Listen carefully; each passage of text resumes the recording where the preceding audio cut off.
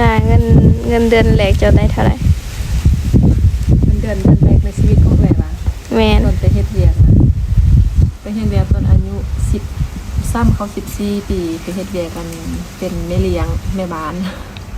มันเดือนแรกตอนนั้นได้4 เส้นกีบ4 เส้นกีบคือเป็นเงินบาท600 กว่าบาทเงินเดือนแรกในชีวิต600 กว่าบาททุกคนเฮ็ดก็อยู่หารอาหารแต่กี้เงินเดือนก็ถือว่าแพงได้เนาะล้านหนึ่ง2 ล้านกับ500,000โอ้แพงสมัยตะกี้นะได้4 เส้น5 เส้นนี่ก็ถือว่าดีใจแล้วได้เฮ็ดได้ตะกี้นะ600 กว่าบาททุกคน บัดเดี๋ยวนี้นะเนาะ3 ล้านนี้เอาบ่อยู่นะนี่